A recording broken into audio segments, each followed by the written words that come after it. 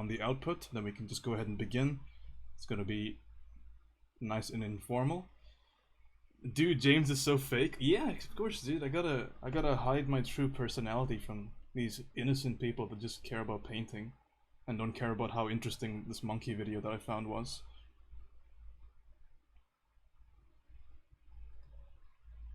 I'm just blasting my stream too loudly. This is being streamed if you want to find the Twitch stream for whatever reason, even though everything's going to be done on Discord. It's right over there. Okay, I think we're pretty good to go. I don't believe I have anything else to go over. Duck wants to... Okay, there we go. Alright. It should be good. Alright, welcome everybody. My name is the Drago chart that has a tangent. It probably does. So, how's it going? My name's Indiana Brother K. James, and I am ex-illustrator. I used to do a bunch of commissions. I wasn't very good, but I was good enough to get into a really fancy art design school, whatever. The point is that what my selling point here is that I can get you to paint just like this if you can't already. And I can do it really quickly because I happen to be somewhat learning impaired, so I can break things down really simply, and hopefully you'll be able to see evidence of that in the following lecture. So, what are we doing today? We are going to be talking about the importance of basic forms, how to paint them from the ground up using a very systematic approach, which if you follow every one of the steps, you should be able to recreate this every single time without fail. I won't be going into all of the context issues here, which might need to be talked about in later classes or videos, but for the most part, you're going to be able to get pretty good results off the get-go. So let's go ahead and get the blank canvas going. Here's just some of my work that I have to show, but let's go ahead and grab a new canvas. I'm going to do this kind of off the cuff. I don't have slides prepared or anything, but I just generally know how I work. Okay, so I think the first thing we want to talk about is why. Because whenever somebody gives you information, really important to kind of figure out what that information is and how to fit it in your existing array of information, because we all know a little bit or a lot about painting already. So how on earth do I marry the idea of what I'm about to learn to what I've already learned? So we go to the very basics and we talk about what are the fundamentals of painting. So painting, as a broad overview, we start with the simple idea of just drawing. If you guys heard the phrase drawing is 2/3 painting, it's absolutely true. And why is that true? Let's figure that out really quickly. So if I draw anything, right, and anything at all, the important thing to understand here is that I'm implying something in space. For instance, I draw something like this, right? What is that? Does anybody know? It could be a potato, it could be an infinite void sucking up the fabric of reality, but we don't understand that really well. The reason is because we don't understand how this is contoured. Contouring just means a line that I draw across a surface or something. If anybody in here has 3D modeling experience, you see the grids across the surface of your object. That's basically a contour. So I could say this, and you're like, oh, wait a second, I see it now. I see what I'm looking at. I'm looking at some sort of weird potato spud-like thing, and that is basically what I'm seeing. That's a contour going across the form, right? And contours can be drawn this way as well. So minor axis, major axis contour. So why on earth do you care about this? Why is this important? It's because contouring is what's going to bridge you from drawing to painting. Because all of your basic forms are going to have an associated amount of contours, right? And these contours are going to allow you to figure out what the shape needs to be. So when you say drawing is 2/3 painting, the reason is because the drawing is going to lead you to this, which is your big thing, a shape. Let's go ahead and demonstrate this really quickly. So if I have a light source somewhere in my object, let's just say we'll keep it to the bare bones minimum, easiest possible example. We'll say the light source is right up there in the sky. Now, how do I marry the idea of this light source being up there and it having an effect on my object? Well, it's just this simple, right? Because this light source is going to create a shape, a shadow shape onto this object, and that shape is going to be determined by us using this information, right? And that's going to tell us how this is going to be lit. So let's just say we'll draw this really quickly, and we'll say, okay, that's going to be the shadow. But how do we determine this? And this is the most important question, because right after the drawing, it's just about figuring out the shape of the object. And if you do this, 90% of your work's already done, okay? So ultimately, the shadow shape on something is going to be determined by two major ideas. The first one is, it's literally what you just saw.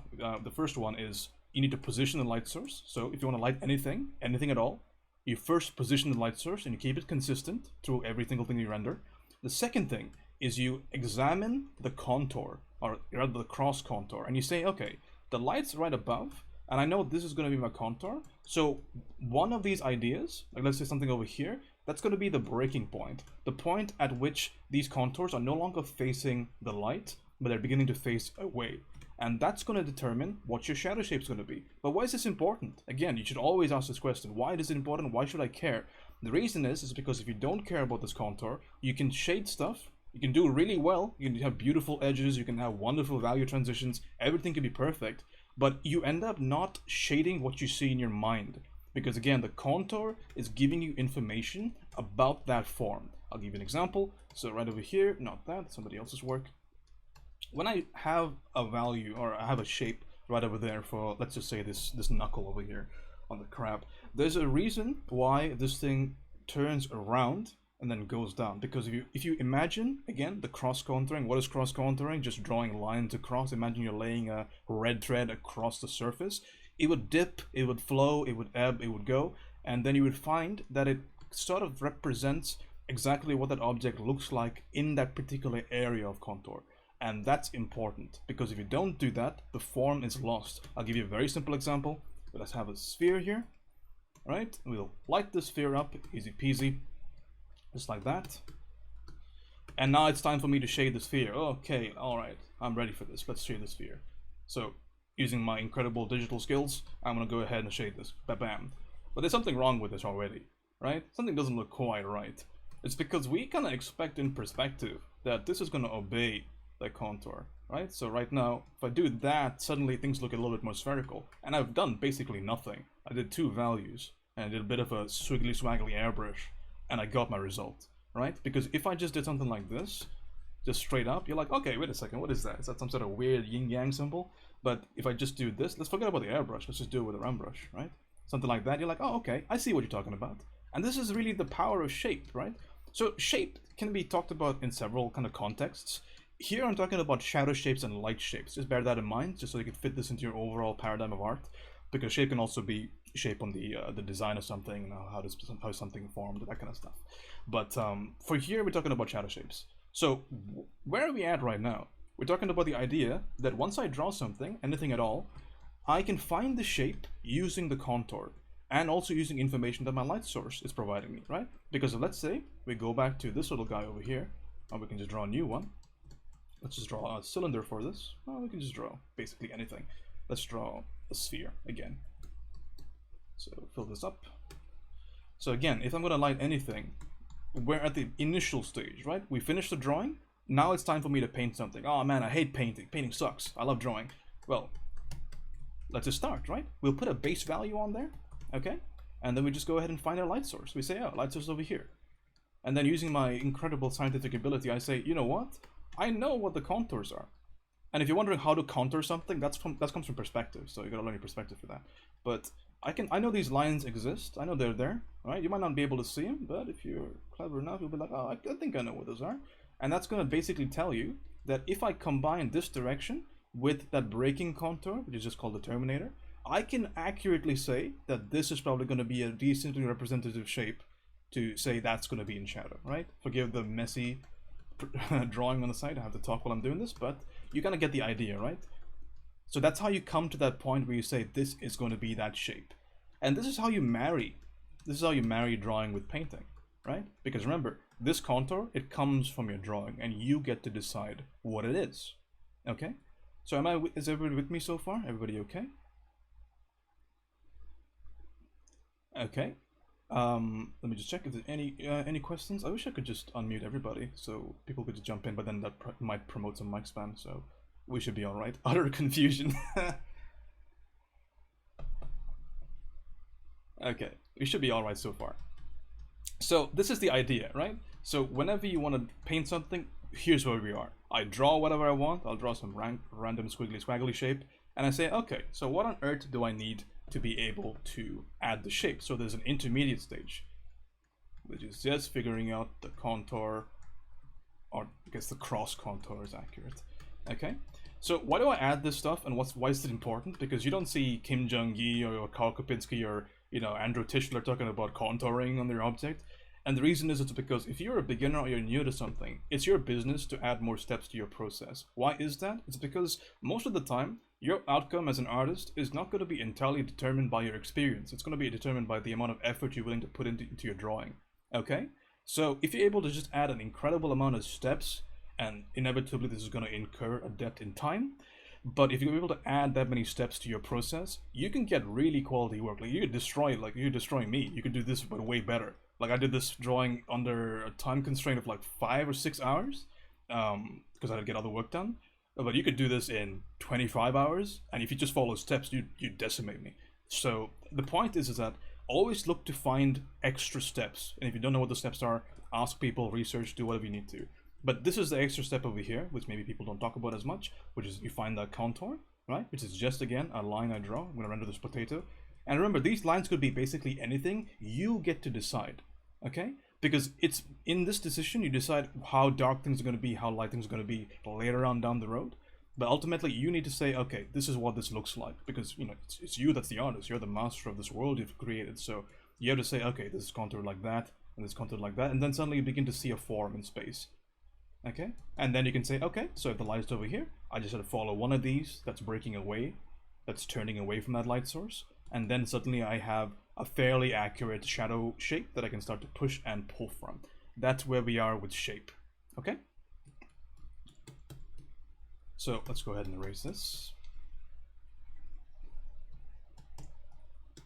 Okay, so that's shape, and that's why shape's important. Because again, without the shape, it doesn't matter. Shape is that little crucible in which we're going to pour in all of our information of value, and it's only because of the shape that the value actually makes sense, because we're trying to show forms here.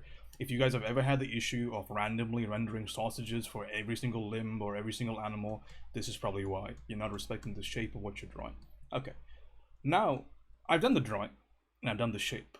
What on earth do I fill it with? Because not every shape can be just absolute pitch black or just, screaming white. So what on earth do I need for this? So now we can talk about the idea of value. And in this, we're going to subcategorize it because, again, adding steps is good. Adding steps is great if you're a beginner.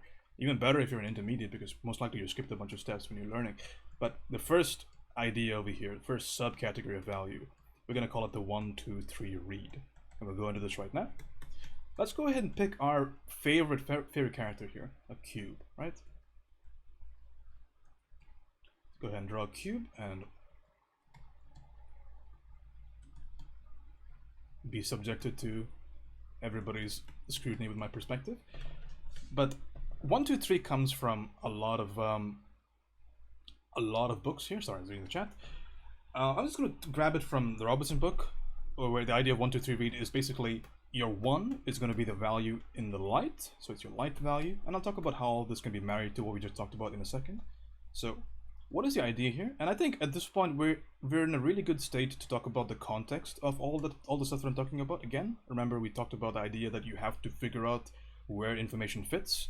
So this information fits in the idea of concept art based rendering. So this is not going to be illustration focused, because if this is illustration focused, I'd probably talk about edges more, talk about, lost and found edges, all these fancy things like that. But this is just, I want to get something that looks kind of like this. Somebody from the Discord did this. I thought it was great. And my work, of course, stuff that's just really clear and is good enough to pass in production. That's basically my goal with painting stuff. So if you're going to do something more illustration based, you can easily use this information later on. And marry that concept with something else. But for right now, we're going to keep it nice and simple. I just want to render something. I want to make it look real. I think that's totally fine. So in this idea of 1, 2, 3, 1 just stands for the value in the light, 2 stands for the value in the halftone, and 3 stands for the value in the shadow. Now, I'm not going to say this is accurately lit or whatever. I'm just saying that the reason we talk about 1, 2, 3 is because whenever we render something, right? Whenever we make something look real, we want to make sure that every side, or at least most of the information regarding the form of something is clear, which means I'm going to almost demand there to be, at the initial portion of the painting, I'm going to demand there to be a good separation between this, this, and this, because these are all individual sides, and I kind of want them to be distinct, okay? Because again, this is giving your viewers some information, and as far as, this style of work, or this whole idea of work goes, information is good. You don't want to be hiding things really quickly, because suddenly you guys might think, okay, well, maybe I should merge the shadow shape, you know, a la Marco Bucci. But let's think about just clarity first, and then we can start to obfuscate things later on. Okay? So when I say 1, 2, 3 read, this is just to disambiguate. This is exactly what I'm talking about. I'm talking about 1, the light side, so that's the 1 right there. I'm talking about 2, the dark side, and I'm sorry, 3, the dark side, and then 2, which is the half tone. Okay? So why is this important? Again, always ask the question. The reason is just because when I light anything, that's basically where I start, right? Even when I'm doing my illustration work, like this kind of stuff, drawing these little pupper dogs. Even here, I start with a 1, 2, 3, because basically what I'm doing is I have my 1 over here, the areas in the light, and I have my 3, the areas in the dark, and I have my 2, the areas in the middle. So it's kind of important to think about stuff this way, because once I come here, I'm like, oh, great, I can just take a nice relaxing stroll because my painting's done. Because this stuff is just putting icing on the cake. This is the cake, okay? So 1, 2, 3 read is what we're trying to go for, and this is just going to be your checklist to render anything, okay? So let's go ahead and start from a little bit more rudimentary here.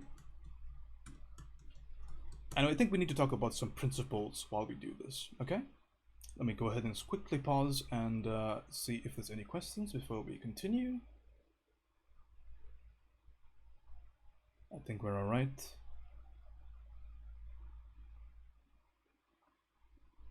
I think we're all right. Okay, so just to kind of marry this even further, because again, why should you care? Because you should. The reason we're doing the basic forms is because combinations of basic forms is going to give us something like this, which is a form painting, and then from here to here is a piece of cake. You know, it's not hard. That's why when people say, oh, you know, you want to learn how to paint, you got to do your basic forms. Well, this is kind of the reason.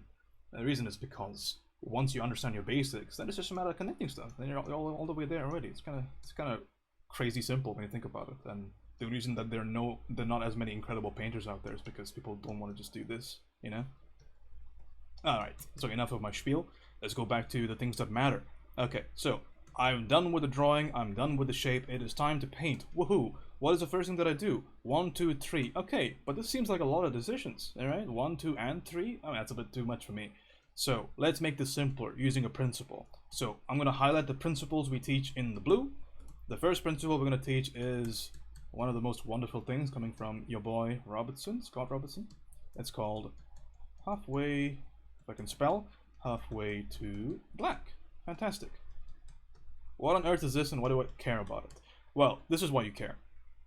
The reason you care is because whenever you shade something, whenever you do a painting, and you show it to your friend, you're like, oh my goodness, I spent so much time on this, it's so good, it's so great. However, when you do that, they say, yeah, I mean, it's kind of okay, but the contrast, maybe you could push your darks a little bit more, and you could maybe push your lights a little bit more, and maybe that'll look even better. Halfway to black is a starting point to ensure that you always have contrast in the things that you are doing, okay? So this is how it works. I pick any value at all, pick a card. And what I do is, if you see my color wheel there, I just look at the distance from that color, or that value right there, because it's just values, all the way to the dark, and I cut it in half. I use my fancy handy dandy katana sword, and I slice that shit like a bamboo pipe. And I say, okay, that's my dark. Why is this important? It's because this value and this value, they contrast fairly well with each other. And fairly well means it's not this, it's not the deepest, darkest pits of hell, and it's also not this, which is very ineffectual. It's like, okay, it's not bad, but it's not exactly what I want, right? I want to have nice contrast. So that doesn't mean too much, doesn't mean too little, so nice contrast. So this is the idea. So how does this marry to your work? It marries like this. When I light anything with my 1, which is your decision, this is your big boy decision, your 1. Again, what is the 1? Go back to our idea. 1 is the area in the light. So when you light anything, I light the area that's in the light. I just paint everything in the light. And then I say, okay, I'm gonna just go real quick and say, I'm gonna demonstrate it right now. If that's the value right there, let's just go and say, you know, that's my light value. Babu, easy peasy. This is my only decision, and everything else is semi-automatic. Money add and multiply. Okay, so that's my light value, and that was my decision, right? I'm done, hands on the table, decision done. Halfway to black now. So I select this, and I go, okay, from here to here, I've learned math before, so right over there, that's your dark value, okay? And then I just add it to the dark, and you're like, oh, wait a second, that doesn't look too bad. Okay. Okay, shadows. Shadows, not too bad. So remember, our idea of shape is still here. It's just not fancy because it's a cube. Cube shapes not crazy because it's very basic form, right? So the shapes are literally just the sides. So when we do our spheres and our cylinders, we can talk about how the shape marries even further. But there you go, man. Light, darkness, roughly halfway, we found the shadow value. And this was automatic. This was a decision. This was the effect. And your halftone, which is your third over here, I'm just going to pick something that's relatively close to my first value. There's a lot of theory behind this on exactly how you want to choose your halftone, and it's got to do with, you know, form and all this nonsense, but you don't need to think about it right now, alright? I think it's easy enough to just think about it's sufficiently still in the light, so it's still close to your number one, but it's farther away from your number two. If you want a little theory behind this, because people sometimes love theory, let's consider John Singer Sargent, one of the greatest portrait painters, American. He once said about the halftone and the shadow, when he picks it in his palette, he likes to prefer to keep the halftone as far away from the first shadow as possible, again in the interest of maintaining overall contrast with the piece. A lot of really fancy words there, but the idea is that when you consider, and this is really important, right? So if you're going to just leave the class right now, I'll leave you with something important here, which is when you consider light, and then this is like physics, it's art, it's everything. When light affects an object, right? And assuming we're talking about a curve here, which is curving from facing the light to away from the light, right? So light's going this way. So as I go further on this graph, I'm going further down this round over here. So this is how light's going to behave. Light's going to say, okay, I can see you less, I can see you less, I can see you less. And then the second I hit this area, which is turning away from the light doesn't go, okay, I can see you even less now. The light goes, okay, I'm dead. It drops, and then it goes into shadow. And this is really important. If I was teaching an illustration class right now, this would be the first thing I talk about. This is called separation of light and dark, your SLD. And this is basically one of the most, if not the most important concept when it comes to painting something in value. And this is what's going to ensure that you have a clear, readable idea when it comes to your painting. Okay, separation of light and dark. And if for you big brain mega mind in here, you realize that these two things are this is basically in service of this, because your halfway to black is ensuring you have a good separation of light and dark. Because basically, if you're saying a light's going to be over here, it means your dark has to be separated. You see how everything marries together? So separation of light and dark is an illustration idea, but it's just a painting idea. It's just a fundamental idea. So it's not like we're doing two different things here. So remember this, okay? So again, I always try to do little paintings to show what I'm talking about. So here we go with our little friend, the sphere again. I'll go ahead and light the sphere using the illumination. And then here's the problem. If I'm not separated enough with my shadow, I do this, and you're like, oh, wait a second. That's not super impactful. It's kind of there, but not really. But what's even stronger is having a good separation. You're like, oh, wait a second, boom, that's got to be a shadow. Hell yeah, we're working with the shadows now. And this is the idea. And having good separation is the key. I like to talk about mistakes every now and again. And here's a mistake that people might have with the idea of contrast. So we'll just get it over with right now before it comes up later on. The issue with contrast and your contrast in your piece is not that the lightest value in your piece is this and the darkest value in your piece is this, because a lot of beginner work is going to have something like this happen, wherein everything transitions perfectly from here to here to here to here. And this is just not well contrasted, right? So the true contrast happens in the area we just talked about, where the light meets the darkness. So if you really want your piece to contrast, you do this. You go, ba-boom. I go from my light and I drop into my darkness. Darkness is always a drop, it's a plunge, it's a leap, it's a fall. So always think about the idea that when I'm going to pick my dark value, have it sufficiently separated from your light value. And one of your handy dandy tools, if you've never done this before, to ensure that it is done, is your halfway to black. Okay? That's to talk about our principle. Hopefully all of that made some sense. We can move on. Let me get rid of all this stuff. But remember that drop-off thing. Really important. Something that I have been very grateful to have been taught very early on. Okay. So, remember what we just did there, by the way? Did I hear something? Weird. Go on. Oh.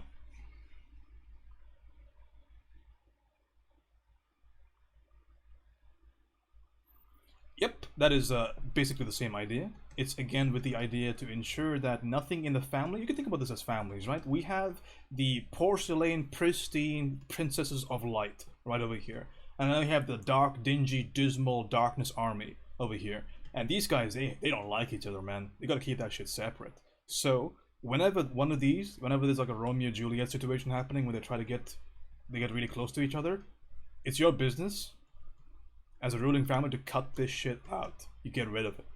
Alright, you don't need that because it ruins your painting. Okay? So, absolutely right. Same idea, Maria. Thank you for asking. But yeah, you are correct. So that's your 1, 2, 3 read, right? Phenomenal. So we're almost all the way through. There's a lot of like nuance that happens right after this, but we're basically all the way there, which is nice. So I have drawn my thing. I have figured out the shapes, and I have figured out our 1, 2, 3 read using our handy dandy pal halfway to black. Okay, excellent. What do I do next? I want to finish my drawing, please. Thank you. So next thing we do is your gradation. Now we talk about another lovely little concept, right? So I've heard Craig Mullins, who is hopefully my dad in another dimension, because he's awesome. But what is gradation? We'll talk about that right now. How about that? Gradation just means I'm transitioning, right? So whenever you hear the word blend, I guess, is we're talking about this. So if I have a value like that, and I have a value like that, then gradation will be the intermediate values in between, right? So whenever somebody says, hey, you know, you can do digital art, how do I blend, right? Very common question. And here's how you do it in a second. But this is the idea. Things are going to transition from one value to the other value. That's a gradation, right? And our principle here for this particular subpoint, because it's important, subpoints are important, is this, okay? It's very simple. It's gradiate all surfaces. And let me tell you, this is real gas, all right? So I have your HDB, your GAS, and your separation of light and dark, your SLD. I don't have to remember it like that. But what does this even mean? Grade all surfaces? What is this guy talking about? So this just basically means if I want to make something look real, right? If I want to make something look real, I have to ensure that every single surface is going to be gradiated, meaning everything's going to have a transition. Now, it's even still important in cubes and in basic forms, but it's even more important when you do full renderings, right? So when you do stuff like this, right? It's really essential that when something is changing in space, the value associated with it is being affected. And this is big, all right? This is really big because everything has a big idea. So we talked about our 1, 2, 3 read. We said, oh, what's a big thing? Separation. What's a big thing with gradation? The big thing with gradation is, again, the idea that all surfaces in real life are gradiated. I'm not going to go into the principles or the ideas why this happens, but just, you know, believe me, I kind of know a couple of things of what I'm talking about. This does happen, okay, because of light fall off, you know, because of just the nature of curved surfaces. There's so many reasons why this does happen. But why should you care? Again, always that's a question. Why you should care is because if you do not show a change in the form, you are not telling your audience how something exists in space. And now this can be a decision by you, don't get me wrong. But if you're just starting, ensure that you are having some degree of gradation over everything. We can talk about better artists than myself, talk about Richard Schmidt, talk about James Gurney in their books Alla Prima and Color and Light. They both say there cannot be a change in form without there being a change in value or a change in color in the case of Alla Prima. But the idea is that whenever you paint something, it's kind of your business to say, you know what, that little area right there, that's turning, so I need to have some indication, because if this is just flat, it's going to look a little bit worse, right? And that's going to translate into your final paintings, because people expect to see it, because that's what's natural. Have to think about gradation.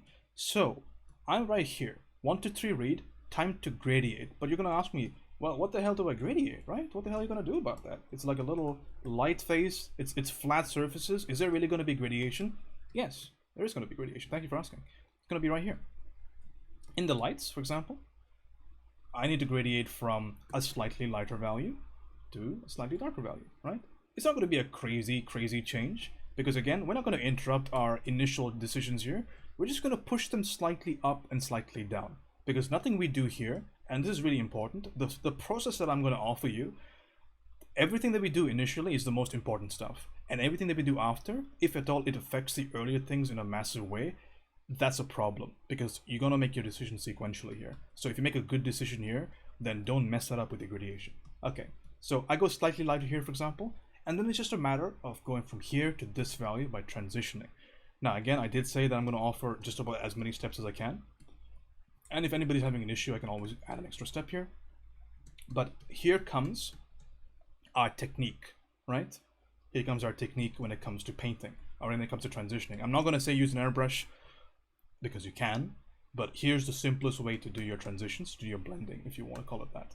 Okay, so I have my dark here, I have my light here. How on earth do I blend stuff? So I keep it real simple. Okay, let me just turn off the size jitter on my brush, because I was doing line work. If you guys want to know what I'm doing this. I'm drawing a big train. So here's what we're gonna do. I have a round brush at 50% opacity, and this is the bare bones, most simple way to get a transition, which is what I care about, right? I pick this value, and I get the oh so powerful tool in my arsenal called an intermediate value, or a step. And these steps form a staircase through which you can ascend through the heavens, or basically ascend from one value to the other value, right? So whenever I pick this value or this value, I paint in between, and I get this intermediate value, okay? And I pick the intermediate value, and I give him a brother on this side and a brother on this side, right? And I just keep multiplying that whole family, and eventually you're gonna end up, as long as you keep adding more steps, you're gonna end up with a smooth transition. Now you're gonna say, oh my goodness, this is just way too much work. Why should I give any amount of hindrance or any amount of care towards this? The reason is because when you're doing this with a hard brush, you're following the contour, believe it or not. So when we do our sphere, this will be really evident, this will be really apparent, okay? But this is the idea, and this is the most simple way to get a blend, because I could just easily 360 no-scope this with an airbrush, right? We can just go boom, and I'm done. Hell yeah, I'm over it, we're okay. But realize that this is exactly what your airbrush is doing. I zoom in to the microscopic level, and what do I find? I find baby little steps forming a baby little staircase, forming an incredible giant monolithic transition, which is very smooth. So everything goes back to this fundamental, and it's important. Whenever something works, stop and ask yourself, okay, so I have some information, I know a couple of things, how do I marry this with what I know and with what I see? Really important. Okay, so that's gradation, and that's our technique. That's how I'm going to be doing most of what I demonstrate today, because this is just the easiest way to think about stuff, right? Because this is something anybody could do. One of my art directors would say, even a taxi driver could do this, right? So this is just the rendering technique. Really easy, right? And once you do this, it's enough, you can understand how transitions work. You can go ahead and use whatever method you want. I have no issue. You can start with whatever method you want. As long as you're understanding how things work, it's totally fine. What are the advantages of this breakback work? The advantages are you can control the light fall off pretty well, and you can always ensure that the contour is being respected. Can I demonstrate that? Sure. I'm glad you asked. So you go right over here. We go ahead and pick our light value, boom, easy peasy. And now it's time for us to add that shadow, but we have forgoed the way of the airbrush, and now we have round brush. Round brush is my friend. So I have the shadow value. Let's just go ahead and shadow this, right? Easy. Wait a second. Oh no, I have forgotten the contour. So I need to contour that, right? Let's add some more light, shall we? Let's add the light. Oh no, I forgot about the contour. So we contour it. We ensure that makes some sort of sense. And this is why it's important, because this idea of painting things with round brush, it's always going to ensure that you think about the contour with every single stroke, and it's a great way to get a bunch of mileage while you are doing your painting, because that doesn't look too bad, right? That doesn't look too bad. The reason is because every stroke is roughly, and I'm not saying perfectly, but at least there's some slight 40 poured out for our homies, the contour, right? So something's happening, which is important, because just as easily, right? Let me show you the dark side of this idea. Let's add some bounce light, okay? I'll talk about how to choose this later on, but let's add bounce light, right? Oh, okay, things are going fine. Yeah, okay, yeah. Wait a second. That looks awful. What's wrong with that? It's the magic word, the C word, not the one you're thinking of. Contour, right? Because this is weird. But you know what's gonna make that look better? We hit it up with that vitamin C, dude. Let me say, curve, curve, curve. Oh, okay, okay. I see where you're going. Okay, not too bad, not too bad. Maybe a little bit more, a little bit more, and we're doing good. Right? And this is important. And remember, this is happening within our idea of shape and drawing and 1, 2, 3, because everything fits inside itself like a little Matryoshka doll, right? So we're doing good so far, and that's how we're going to use our technique. Can you show us an example of darker material? Sure, when I'm doing slide demos, we can go ahead and do the dark stuff. If our sphere is black, okay, since it's a question, we'll answer it right now. So if your sphere is really, really dark, if it's literally the embodiment of demonic energy like that, here's the problem with this idea, is that it's so dark that you're basically unable to go too high with this value, so the ultimate finish with this kind of object is going to be really, really low key, but it's still possible. I can just double the value to get my light, and it'll just be really keyed down, because the darker something is, generally speaking, it's not going to have crazy amount of contrast. Of course, this is material dependent, but that's just basically how it would look if it was darker. So the halfway to black is going to kind of ensure that you have good contrast. So just look really low key. Love to watch him slap a big fat rim light on that. All right. But this is the idea when it comes to darker objects. It's just the idea that you just apply all of this stuff, but the only thing you're changing is, remember, decision number 1, which is the value in the light. You're just saying the value in the light is just this, which is really dark. But remember, dark, light, you know, as Michael Jackson said, doesn't matter, because it's just a matter of like, what do you think in your context of your object, right? So if I'm gonna say this is my light, then okay, that's my light, but then my dark's got to be reflective of that. Okay, that should make some sense, but we'll go into further ideas towards darker objects in the future, but that should be sufficient for right now, I hope. But we can get into that really quickly. There you go. I think some people are posting some resources in there, which is great. Would suggest you read that and supplement your information however you can. But okay, gradation, hoopla, great, we know gradation. What do we do with it? Because I'm tired of this guy talking. I want to see some painting. Okay, let's do that before my Krita crashes. All right. Also, I'm using Krita, if anybody's curious. This isn't Photoshop. This is poor man's Photoshop. So, gradation time. What do I gradiate? Great question. Okay, let's go ahead and do this. We'll start with the light, right? Remember where we were at in just a few seconds ago? We said that we're going to just pull this. If my brushes, if my software would respond to me. There you go. Return my calls. I grab my brush. And I go just a little bit higher. And I go, remember our technique there? Our little step technique? What are you doing, step technique? So we go right there. And we have a lovely, beautiful sheen on our object. Right? And this is important because this is how you make your hard surface rendering not look like shit. Because if you don't have gradation, things are gonna look a little bit worse than they need to. Okay, same thing for here, right? I'm not gonna pay too much attention to direction right now. We'll talk about it maybe in a future class, but for right now I think it's sufficient to just realize that you need to gradiate this from one to the other. We'll talk about directionality maybe in another class, but this is, I think, too much for right now. So we go right there. And we go right here for bounce light.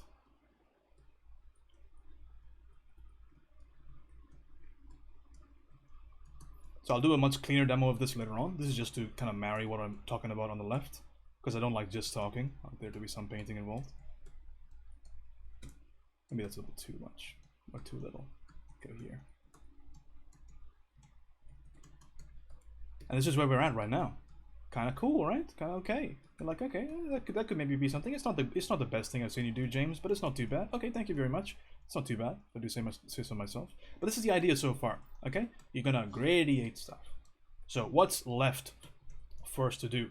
So 1, 2, 3, read, gradation, and then what do I think about? Because again, I'm trying to offer you a set of rules that's always going to work. Okay. So the next thing we're going to do is we're going to think about our friend, our savior, shadow. Not just any shadow, cast shadow. Ooh, scary. shadow projection is a topic that you can learn a lot about or learn a little about. How about we go with a little, and then we'll go with a lot later. So, I mean, how deep do I want to go into this? It's a good question. Do you guys want to learn about shadow projection out of curiosity? Because this might not be very important.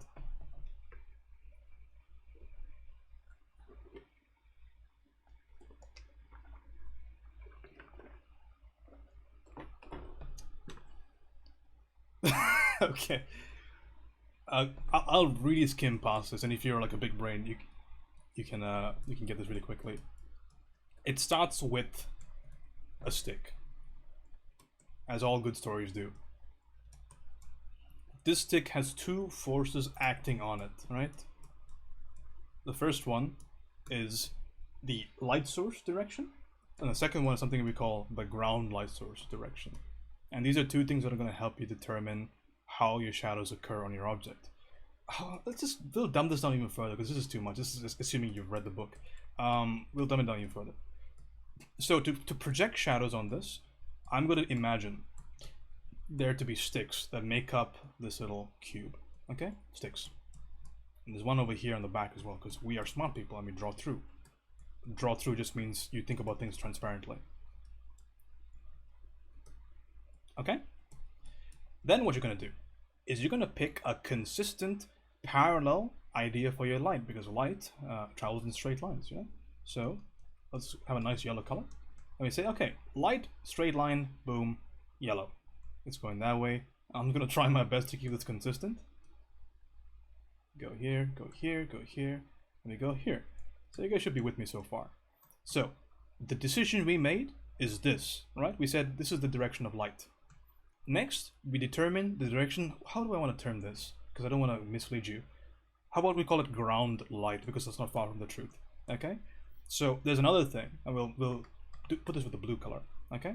So there's another direction we need to find, which is this, and we just say it's this direction.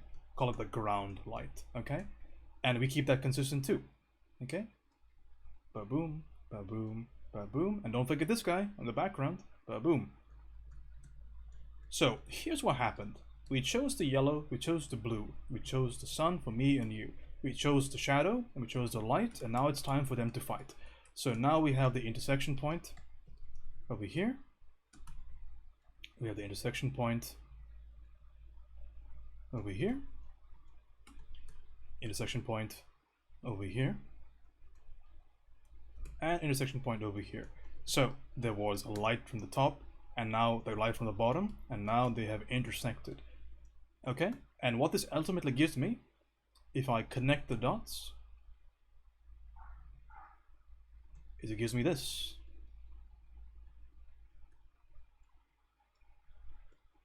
Which is a shadow projection of this object. Kind of cool, right?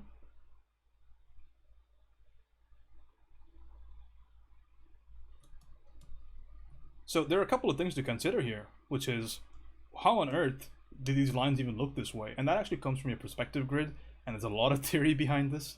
And I was forced against my will, being the poor little boy that I am, to do this for a bunch of objects that were really complex. But this is sufficient, because I'm not going to go full Scott Robertson on you. This is enough. Pick a yellow, pick a blue, and then it's just going to be fine for me and you. So it's going to be all right to just go ahead and choose this. If you want some sort of semi-accurate idea of shadow projection, this is sufficient for us, because at the end of the day, we end up with something that's kind of usable, you know? Because let me go ahead and highlight our shadow really quickly on a different layer, hopefully. We go here, here, here, here, here. Is he going to say here again? Yes, he is. There you go. And I'm going to pick a shadow value. Now, this is a fun little thing right now, okay? This is a fun little thing right now, because that's going to be my shadow value, let's just say. It's a little bit too hot. Let's go here. And now I turn this layer off, and you're like, oh, wait a second, that's kind of cool. Look what we just did. We just made everything cooler. That's awesome. Now, here's the fun little idea, and this is going to test how well you've been paying attention. What is the shadow value for the floor? Does anybody know? Let's see who's the real big brains in the chat. How did I pick this value? Because that's a big question, right? This isn't intuitive. This is like math, dude. So what was this? Some fetching said your mom. Yeah, Jet said Jet said halfway to black, and that is correct. 10 points to you, Jet. You know what, Jet? You're gonna get unmuted. Where are you? There you are. Because I need to show you some sense of favor. Nobody cares what you said. Alright, mute. Okie dokie. So that is how I chose the shadow. So I picked the value in the background here and I cut it halfway. And I got this value over here. And again, this is how halfway to black can solve all our problems. But remember, why should you care? You care because if you've never done this before, this is a rule you can latch onto. But if you are better than this, then by all means, don't use it, right? I'm a believer in utility. I'm a believer in conducive processes and progress towards your results. So if this doesn't work for you, don't use it. But this will work for you if you've never done anything like this before. Okay, that's a lot of information. Let's slow it down a little bit. So I have done my 1, 2, 3. I've done my gradation, and now using the technique of the blue line, yellow line, your line, my line, that thing, I found my shadow. Hopefully, I really went over that quickly, but just because I want to keep this towards the gradation part. But this should kind of make some sense to you, what we just did over here. Okay, and I can demo this again if you guys would like later on for other shapes. It's a really usable idea, and it's a gross simplification from the Robertson method of shadow projection. It has a huge amount of problems, so use it until it doesn't work. Okay, so now I'm here. What's next in this fun little array of stuff, right? Somebody said gradation, I think it was Micro, and he's right, you know? He's right, because gradation is important. How does the shadow gradiate?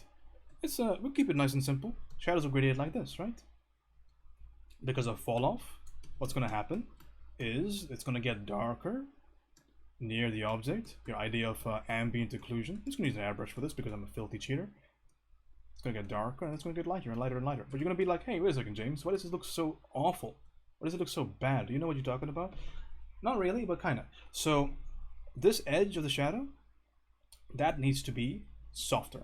The reason is because of fall off, which is a long topic, but we're not going to talk about that because me and fall off, we have a bad relationship. But we can talk about the simple notion, the simple idea of just ensuring that those areas on the side are just a little bit softer, just like that. And you're like, oh, wait a second, that looks kind of cool. How did you do that? I did it with the Gaussian blur, right? But you can use it with, you can do it with an airbrush as well. I'm just doing that to save some time, because in the full demo I'll do it with the airbrush as well. But that's the idea, and that's how you think about the idea of gradation in the context of your shadow. Okay.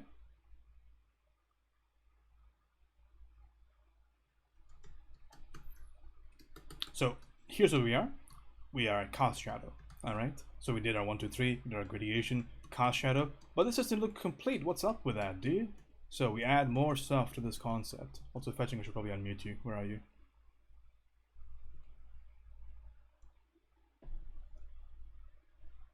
There you go.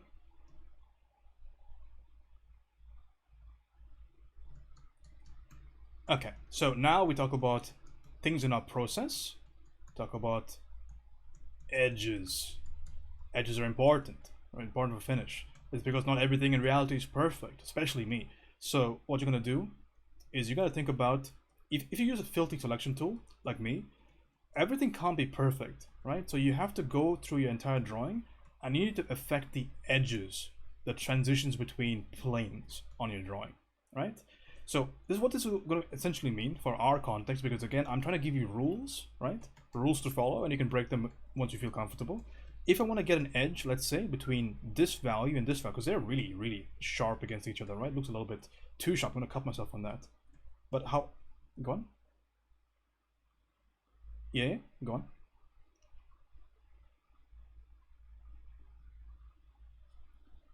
Okay. So ground line is just this, right? When you're finding the shadow projection for anything, you have two major decisions to make in terms of direction. And I encourage you to practice everything I'm talking about. That's where you learn. But I picked this, which is just basically, if I had, I'll do the full drawing here. If I had my light source somewhere in the distance, and it was way up top, that light source is going to cast in that direction, and it's creating this, right? So this idea of the blue is actually the base of that light source. Is this too much information? It might be. Okay, let's forget about that. We'll talk about it simpler. I picked two directions, which is this one and this one. One you can imagine coming from the top of your light source, one coming from the base of the light source, right? And the intersection point is what's going to give you the point in which you're going to connect your shadow. I didn't mention something earlier, which is why did I ignore this point? Why did I not do this? It's because this point is enclosed within the form of the object, because the form of the object ends here. It's like an internal shape. Go ahead.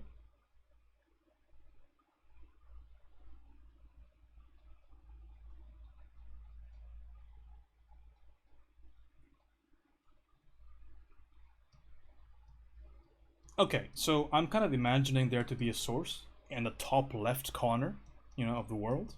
So top left tells me that the source is going to be really high, so it's going to come right over there, right? But if it's still towards the top and left, even if that source had a theoretical base, it would probably still come from relatively the same direction. But I just change it like that, right? That's a simplified idea of thinking about shadow projection. Okay? So the thing is, so in that same logic, I can't have a light coming from this way and like a blue line coming from the opposite way, because again, these two things are linked.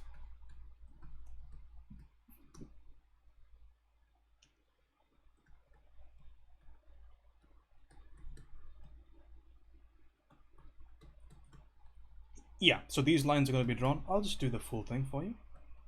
So we can just start do it in perspective.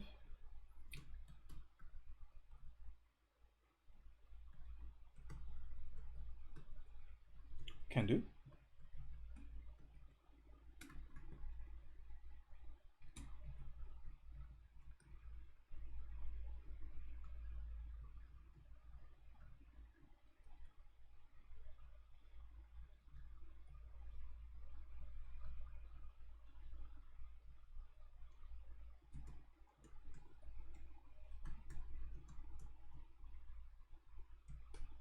Let's quickly go ahead and do this. Sorry, I'm just kind of speed running through this.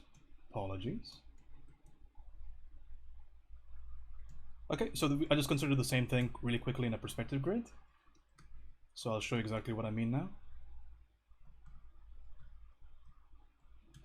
So what we just said here, and this is a simplified version was above, here's the full version.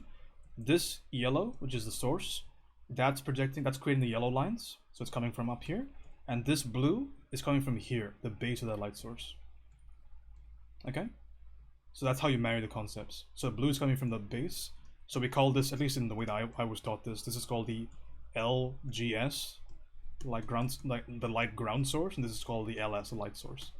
So these are the two versions of light. So you can understand right now that like this stuff, no matter where I move it, these two things are always linked to each other, right? And the higher the light source, basically the sharper this angle becomes, and the tighter my shadows become. So that's why in the afternoon, for example, that's why the shadows are going to be right below you, and they're going to be the smallest because the light's coming from right there, and the blue is coming from right over here.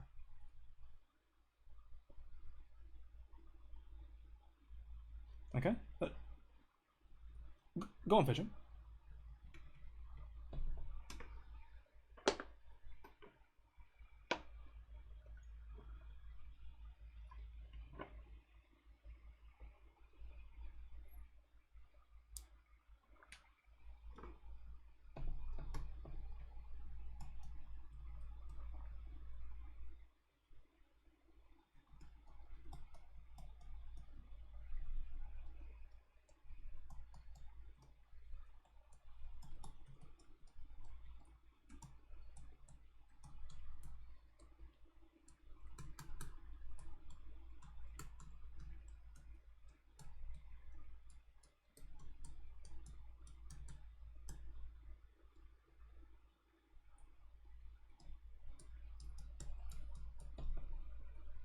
Yeah, can do.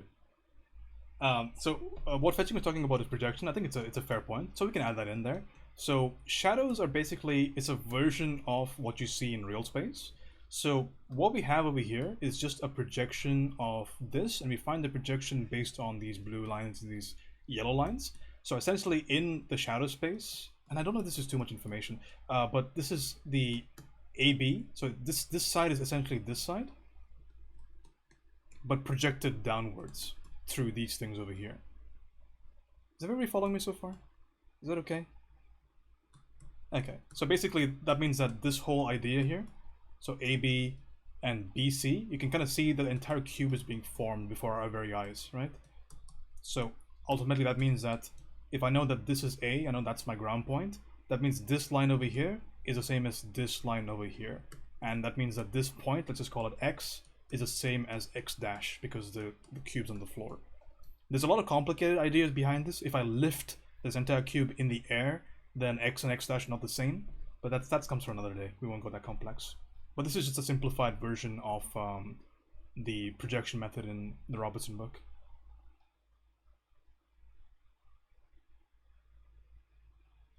You should be alright though. So AB and AB dash are always parallel. AB and AB dash. AB and AB dash. They're not always parallel, no. But AB dash, and if I was going to call this D, AB dash and CD dash will be parallel in the projection. Okay, because that would be this. Because CD dash is this. So this and this will be parallel, and this will be parallel. But this doesn't necessarily have to be parallel with this, because this is a projection.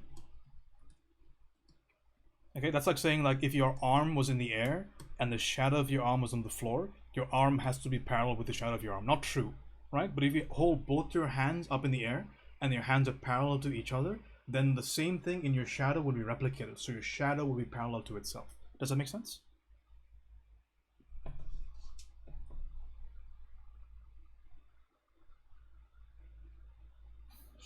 Okay, cool.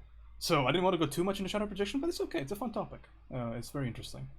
And just to kind of summarize this a little bit, this stuff, it matters a lot to try and solve your shadows, but ultimately what looks good, because most of the time when you do this, and if you guys are doing this in the background, I encourage you to, by the way, you'll realize that a lot of the times, based on your decisions with this light, the yellow and the blue, your shadow is just going to be a billion light years away from your canvas, which happens all the time. And I had to do this with ink on paper when I first learned it, which means a lot of torn up A3 sheets of failed drawings.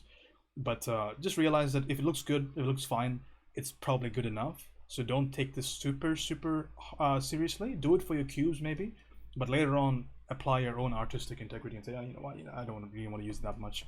What looks good looks good. Okay, so it's a good starting point though to figure out how shadows kind of work in reality. And if you want to read more about this, you can look up shadow projection. There's a whole chapter about it in the Robertson book. That's Scott Robertson.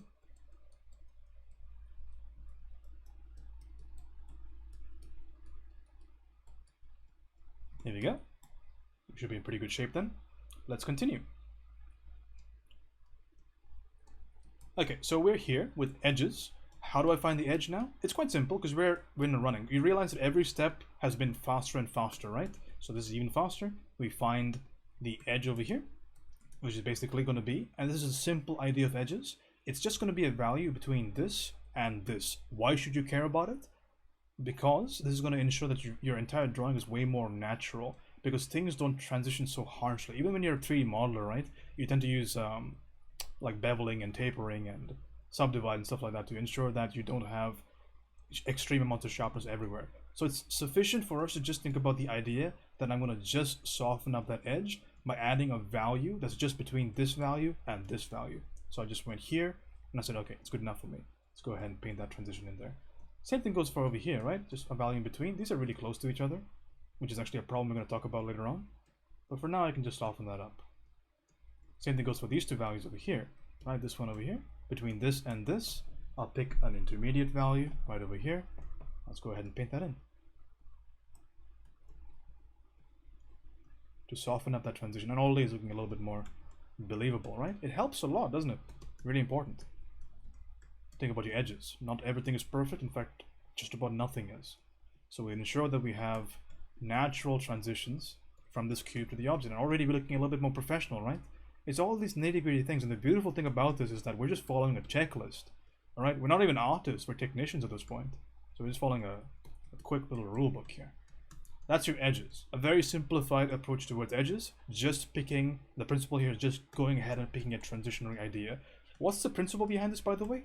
All I'm imagining is that if I have one edge and the other edge in profile, I'm imagining that the transition between them is just like this. So if I have value number 2 here and value number 1 here, This is like value number 1.5 right over there. And that's how I'm going to treat edges for these ideas. Okay? Alright, let's move on. Next, in our checklist, what do we take care of? Take care of our occlusions. Right? So, an occlusion is a fancy word if you have a fancy degree, which means it's just blocking of light. It means light is being blocked, light is being occluded. Okay? So, we're talking about one particular kind of occlusion here, which is going to be the contact shadow right underneath the object. So, we kind of want, generally speaking, that this area which is contacting the floor, we want to make it a little bit darker. So, right over here, just to indicate that there's actually a connection there. This is going to be really important. And I've heard called a bunch of things, contact shadow. Some people even refer to this as the ambient occlusion. It depends on what kind of school of thought you're subscribing to. I want to ensure that this looks like that. But here's the big problem with what I just did, right? What is the problem? And the problem's been existing for a little bit. The problem here is that I'm not transitioning. Remember, everything has to be transitioned, everything must be gradiated. So let's go back a little bit here. And we'll do the same thing we just did. And this is like applying a cool filter to it. Now this is the uncool square kid right now, right? And now we're gonna show him the gym. We're gonna show him some whey protein. We're gonna make him cooler. Okay, so we're gonna hit it with a bit of transition. So I'm gonna transition from this way, and I'm gonna transition from this way, and suddenly it looks a little bit more natural. Right? So what did I just do? I did this. So there was a change there, but the change is now subtle. Right? I did this in the most ham-fisted way possible. Right? With barely any amount of like real care with the strokes, but it still looks decent. So let's go ahead and we'll do it a bit cleaner. We'll do it for the highlights on the side. So I'll choose a highlight value over here, right? And this is really, really important. That's my highlight value. But again, it's too ham-fisted, it's too strong, it's too even, and everything must be gradiated. So I use an airbrush and an eraser, and I erase from this side. And I erase from this side. And that's what makes it look more natural. So it makes it look cooler. Because everything must transition, right? Transitions in everything. Okay? And that's how you make the edges look cooler, because this is more believable to us. Where do I put this highlight? That's kind of almost up to you, right? I'm going to leave this to you guys in your artistic liberty, because highlight is not locked to the object, it's locked to the viewer's perspective. So you can kind of choose this how you'd like to. So 1, 2, 3 read, gradation, cast shadow, edges, occlusions. What else? Things to take care of. After I do the occlusions, I'm going to take care of this, which is my background. And this one is really important for your overall development as an artist. And remember that when you give somebody a drawing, when you give them a package, right, it's a whole package. It's not just what you present to them, it is the entire wrapping in which it is presented, right? You can't just cook a beautiful Wagyu steak with some cilantro on the side and then serve it in a garbage bag. Because congratulations, you played yourself. You ruined your entire work so far because your presentation is garbage. So you must present things in a way that is most conducive to your overall effort thus far. So what I'm going to do here is, if I have my layers set up properly, let's just check if they are. Oh, they kind of are, but they're not really, so I'll just do this the hard way. So this is a light against, you know, not too much of a dark, but somewhat of a dark. I can make this look even better. And this is how, right? I'll grab the area outside my light. Right, I'll grab that area and make some slight modifications. You can modify your selection with Alt and Shift if anybody's curious. And I'm going to make this a little bit darker. And suddenly you're like, oh, cool, that's a little bit interesting, right? That's a little bit cooler. Like now I'm adding some contrast to that stuff. And this is important. And you want to be subtle with this. You don't want to be so ham-fisted. I'm a little bit ham-fisted just for the purpose of explanation, but this is the idea. And this applies to everything you do. Right? If I was doing an illustration, I would purposely put like a white cloud underneath a dark boot to ensure that that boot has a good read. Because remember, the guiding principle, the force, the raw elemental energy behind all of this is clarity. I care about this because I need to make all of this stuff look clear and readable. That's my priority here. Because if I can accomplish this, it's going to be a little bit easier for me to make some artistic liberty with the readability and say, I'm going to merge the shadow, I'm gonna lose this edge. But right now I want clarity. That's my goal. So I can manipulate the background to ensure I have my clarity. Because oftentimes you'll be doing paintings just like this one, wherein you'll be working and you'll be working, you'll be working, and suddenly, even though you did all of the rules so far, the background just so happens to be a value that's very close to what you just did. So what do you do about that?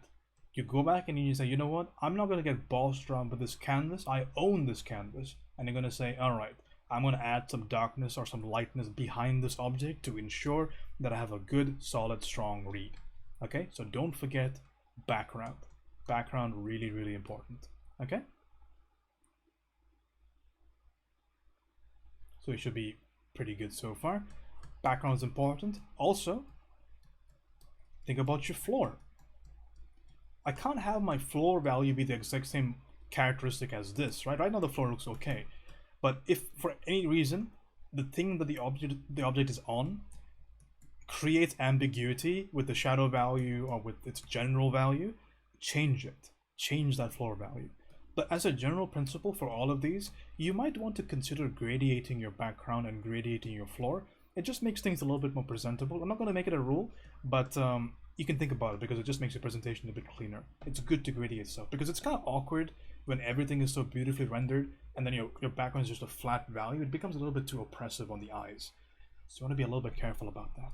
Okay, so we're at this whole checklist. So let's go through everything we just did and see if we missed anything. So we draw something, we find the shape, we start to paint it with a value, right? We're not talking about color, just value. I find the 1, 2, 3 read. But here's the beautiful thing before I do any of this stuff. How many decisions did I make? I made these decisions. I decided that, which is the light value. I decided the cast shadow, the 2 lines, right? Did I make any other decisions here? Not really, right? I guess I decided how the background was going to be dark, where to put that. But you made 1, 2, 3 decisions total, and this is the result. And this is the beauty of this kind of stuff. It's because as long as you follow a really clean, really cool pipeline, you're always going to end up with a decent result. Okay? And this is how I want to go over it. I think we're kind of running a little bit over my time here. I really want to get to cubes, get to spheres, but I think we can wrap up with the simple idea of cubes right about now. I think Josh posted something earlier. I want to look at that for your benefit because I think it's good work. But if you guys have questions about this whole process, now's I think the time, and I'll spend a significant amount of time answering your questions. But we should be pretty good so far. And this is the whole way that you can start rendering a cube.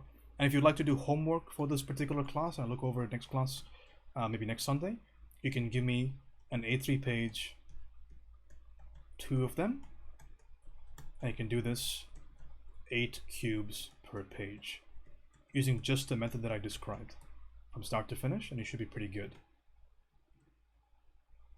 With the idea of, yeah, you can do different perspectives, you can light it from different angles, you can have different local colors for the cubes. I think Millie a while ago asked me to do a darker cube or something, so we can do that really quickly, which is just going to be this. So we'll have one nice clean demo to wrap this up. Yeah, but this is your homework if you want to do this and you want to get a review from me. Give me 2 pages of 8 cubes each, A3 format, and you should be pretty good. Let's demo the entire thing from start to finish. Okay, so here's how I would do the assignment. I start with gradiating the background. So I'm going to go ahead and pick my gradient tool, and I'll just gradient that background really quick. Something like that. So something that's kind of comfortable to my eye. Good enough. Maybe I'll turn that down slightly.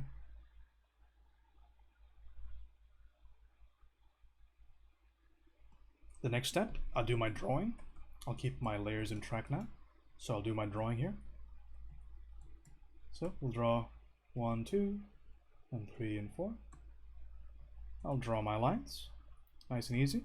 Remember, going back to our steps, what is step number 1? Drawing. So I'm going to take care of my drawing now. And the nice thing is, like I said, the steps are progressive. So I can just forget about everything that I'm going to be doing and just focus on the step. So I just focus on getting my drawing nice and easy. That's important. Let's just say I'm done with my drawing. I drew through stuff. I'm done with it. Okay. I'll clarify the homework in a second.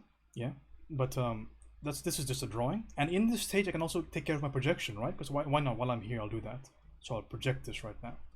So we'll grab our blue line, let's just say. I'll go down. Oh, wasn't it a yellow line before? We'll do yellow line. So we go here, we go here, go here, we go here, right? I think you guys have seen this before. Kind of know what you're talking about now. Kind of know what we're looking at. From the blue line, here, here, and then here. And of course there's one inside the form which you don't consider. That's our intersection points right there. And now I have found my cast shadow. I'll draw it out. We go from here to here, go from here to here, we go from here to here. And this attaches to the side. So I've drawn my object and I've projected the shadow. What's next in our pipeline? Find the shape. Shape's easy because it's a cube, right? Nothing fancy. So we can skip that step now. Next step, 1, 2, 3, read. Let's pick our number 1. Here's our nuance. I want my number 1 to read against my background.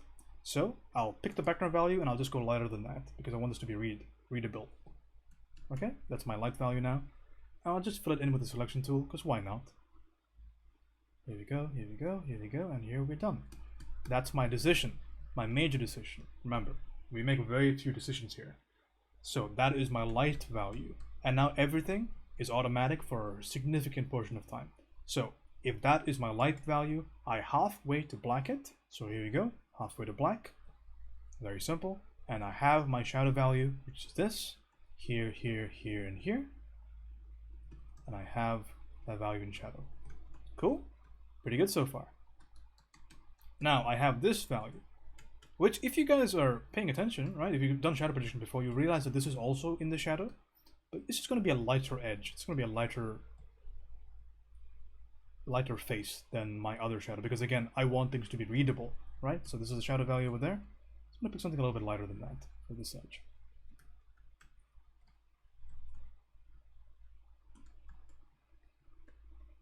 Hope I'm not overcomplicating things. This should be okay to understand. So remember, this is not really a halftone. This is a lighter shadow. Because if you see here, it's casting a shadow, so therefore it must be in shadow. Principle of form shadow, cast shadow right there. But again, I have my 1, 2, 3 read. Quite simple, right? So we should be pretty okay. Somebody server muted me? Am I unmuted now? We should be okay, right? I don't know, we should be okay. We're cool.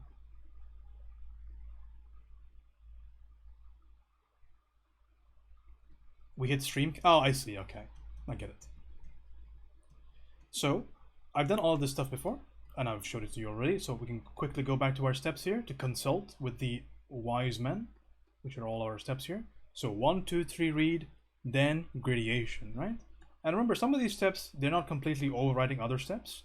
So I've done all this math here, so why not? Let's do the shadow right now.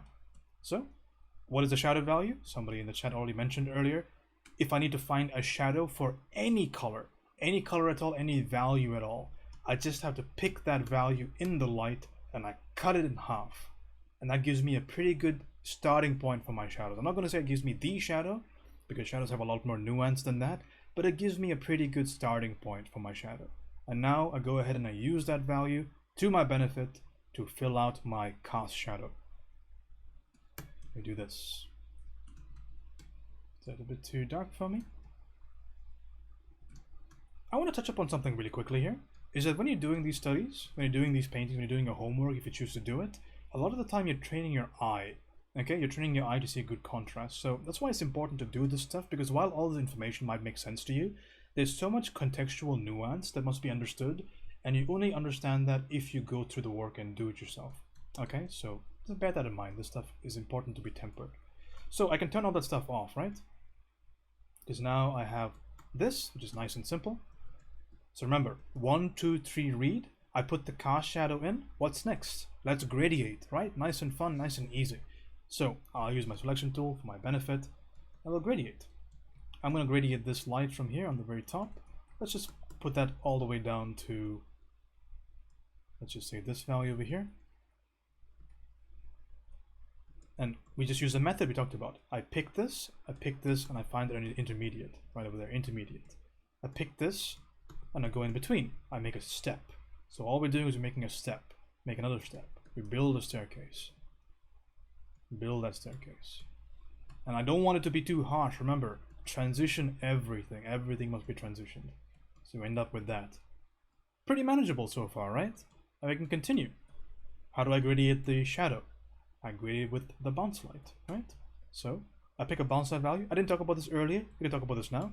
When you're picking a bounce light, your bounce light can never overpower your main light because, of course, the light's bouncing and hitting back, so it's going to lose a bunch of energy.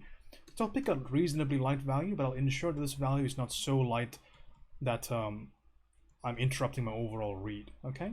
So we can go ahead and do this. Go here, go here, go here, go here.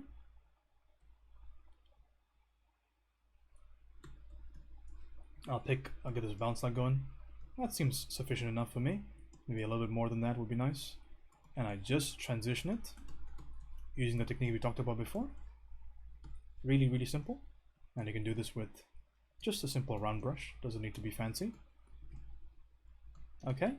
And we do it for the next one, right? The half tone. This is still in shadow. So the shadows are gradiated from the bounce light. The things in the light are gradiated from the light. Pretty simple. So this is going to be gradiated from the bottom up. So we'll just pick a value like that maybe. So again, I'm not talking about directional bounce light. I'm not talking about double bounce. These things are, maybe we can talk about it in the next class. If we don't do spheres, we can do much more like nuanced ideas of this. But for right now, I think I want to keep it nice and simple. So it's a simple idea of gradation. Okay, just grading from the bottom to the top. And when we do more complex drawings, we can talk about making this a little bit more interesting. Okay, but right now here's where we are at. We did our 1, 2, 3 after our drawing and after our shadows. So 1, 2, 3 gradation done. Okay, the next idea over here is, let's go back, let's consult the tome of old, the manuscript, the document, which was passed down through generations. What does it say? We find it says edges, occlusion, background. Cool, okay, I can follow that. That seems simple enough. So edges here. It does look a little bit too perfect, doesn't it? What's our technique for edges? We pick this, we go halfway in between, and we go ba-boom, right there. I'm gonna use a line tool, because why not? Right there. That's the edge. And it's just a matter of being methodical. You might think that, oh my god, so many steps, get me out of here. But this is gonna lay the foundation for all that we do later on. Like if I do a lot more classes, you'll realize that this is really how I prefer to teach and to learn. It's just to add as many steps as I can, because I can always skip the step if I want to, but if I ever find myself lost, I always know I can add something additional to save me, right? I'm not going to despair and lose my piece. It's always a step you can add. And a lot of your progression as a beginner or even as an intermediate is going to be, how do I add an extra step on what I'm doing to ensure I have a good result? Really, really important. Okay. So here's where we're at with this. Just going ahead and fiddling around with the edges. And I can add in my juicy highlight really soon. So just making sure everything is not super perfect, because I despise perfection. And you should too. Here we go. Making it nice and simple. Okay, and now we hit it with a highlight value right over there. So again, remember, when I do something, I must transition it. Technically, even these edges should be transitioned, right? But I'm skipping over that step, but you should call me out on my bullshit and say, James, transition your edges. But if this was my highlight, we can just draw it in actually. It might be cooler to draw it in. Do it here. So add the highlight in. Right there. And remember, that must be transitioned. So I transition it with a bit of an eraser. So it's nice and subtle. Right? That's our edges. Next is our occlusions. Same little story here.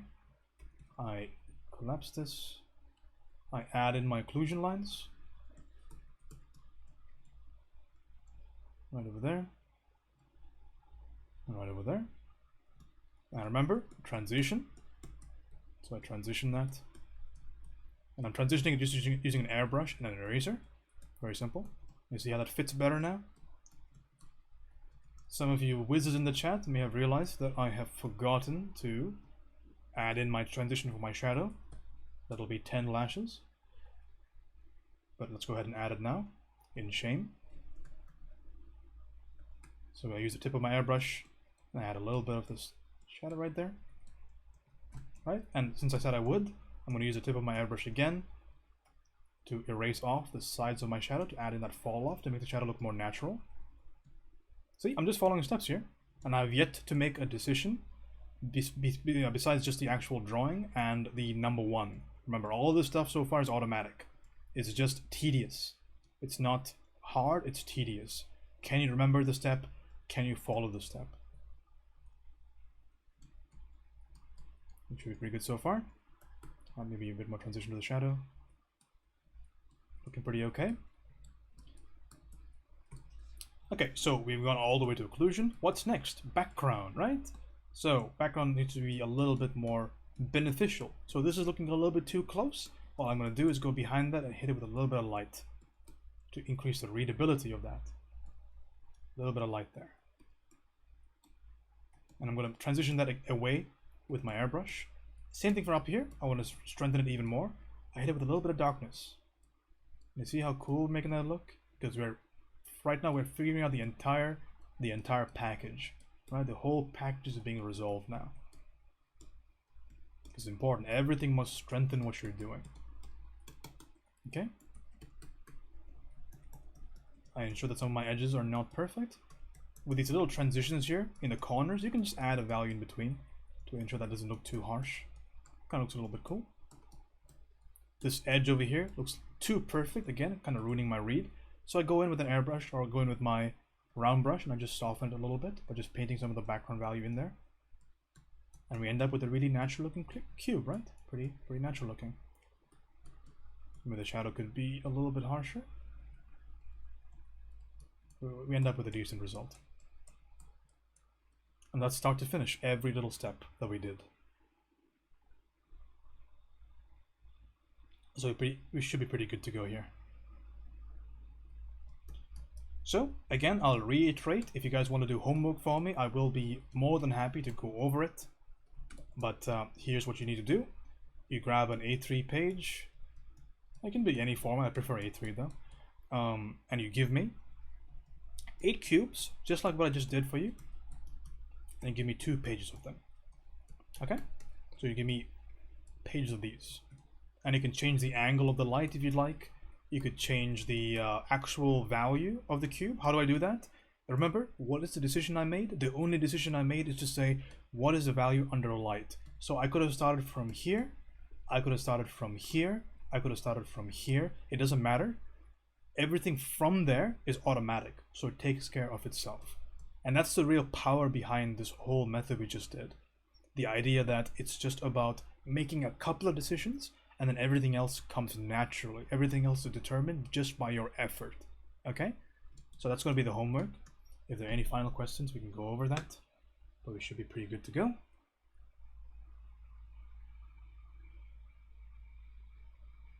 There you go. I think people are taking their notes. I don't usually give like handouts and stuff, so I expect people to make their own conclusions, but we should be pretty good. I can see some ideas. I think Josh posted something else. If you guys have made little notes while you're doing the class, I welcome you to share it with your friends in the chat. That should be pretty good. If you have any final questions, we'll go over that now. Otherwise, we're in pretty good shape. We can wrap things up. What is the fate of those who don't use A3? Lord James, they're forever condemned to unspeakable horror and damnation.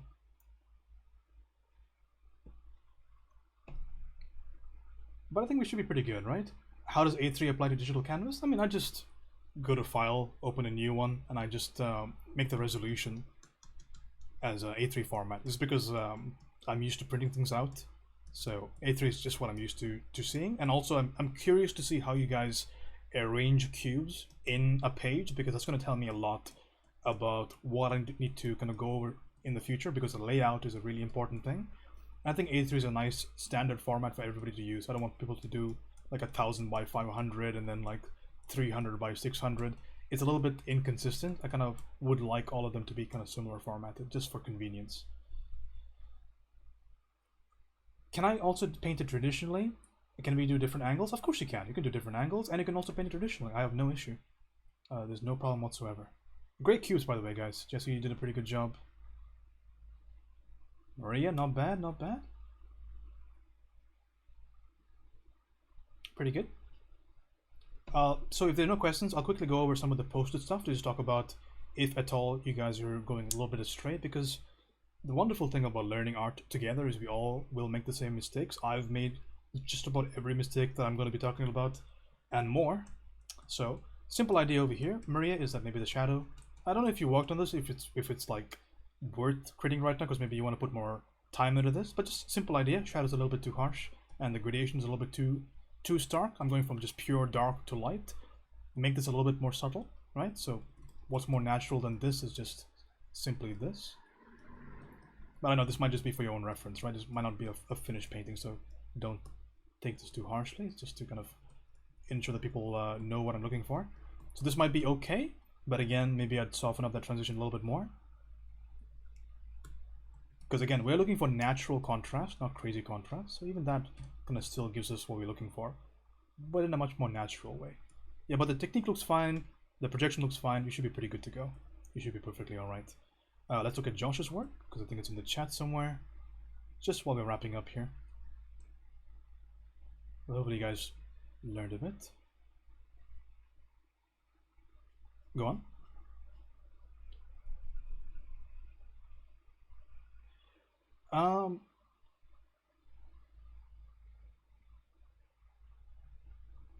Yeah, I think more is more at the end of the day. So do as many as you can in as many different angles as you can. And I think that'll be pretty good to go. If you're struggling at any point, just keep it consistent. Make it simpler for yourself. But yeah, the more you do, the more you're going to get out of this, right? The more wacky things become, the more you're going to affect your own mileage. But I don't suggest start with wacky. Start with simple, achieve simple, and then later on, you can add more complexity to things, you know? No, I do not. Just the next time you see me, just keep it on hand, right? And then when we're in class, we can just do a review session. I should probably make a room or something, but that's fine. We have enough rooms here. Just keep it on hand, and the next time you see me in class, or the next time you see me on Discord, just DM it to me. I'll save it for you, and when I have the next class, I'll just present it. How about that? I'll make a folder for you guys. That shouldn't be too hard. I think all of you guys are doing a pretty good job. This was more of a demo than a paint-along, but I think I like what I see for the most part. Seems like everybody got something good from this. So yeah, give me that homework, guys, if you'd like to really double down on all of this stuff. Next Sunday? Yeah, probably next Sunday.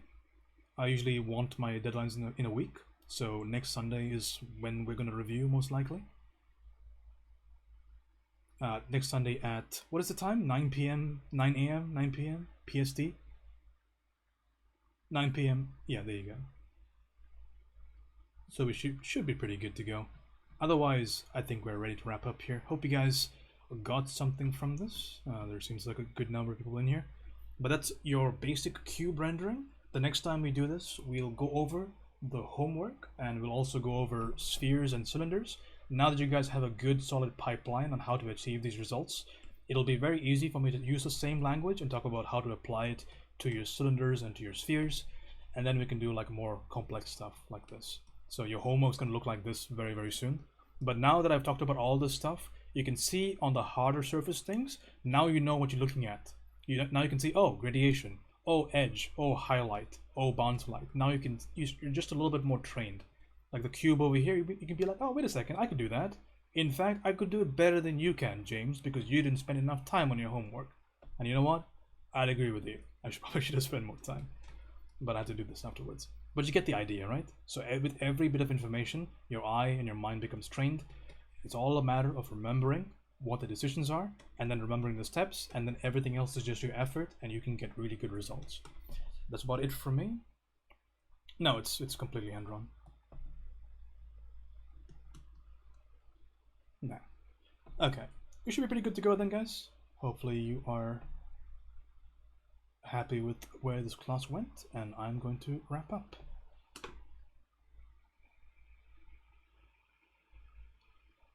Moria said one more thing. Maybe see that bird sand comparison on the other one. Oh, that's somebody else in the Discord. I thought their work was really cool, so I was like, oh, I wanna look at it for a little bit. This is, I think, what's his name? Anybody know who this guy is? This one on the right is Regret. Yeah, feature. I thought it was really cool. Yeah, check this guy out on the Discord. He's sick. He's new to the Discord. Say hi to him if you see him. Be nice. Yeah, but if I see good work, I immediately put it in my canvas and be like, okay, why does it look good? What's cool about it? You know? But same idea. So you can see the 1, 2, 3 read here. You have the light value. This is the number 1 here. This is the number 3, and this is the number 2. So now same information applies, right? But this will make more sense when we do more rounded forms. Okay? But everything else will be in pretty good standing. So thanks, guys. Thanks for coming. I appreciate you guys giving me your time. Hopefully you had a good old time here, but we're going to end up right now. Your homework can be submitted to me in my DMs, or just keep it on hand for the next time I have a class. But otherwise, thank you for attending, and have a wonderful day. Alright, we're done. Stop streaming. Yay. We did it. Oh, also, I'll put the VOD on YouTube and link it somewhere so that you guys can find that. Because I'm recording all of this stuff for you guys.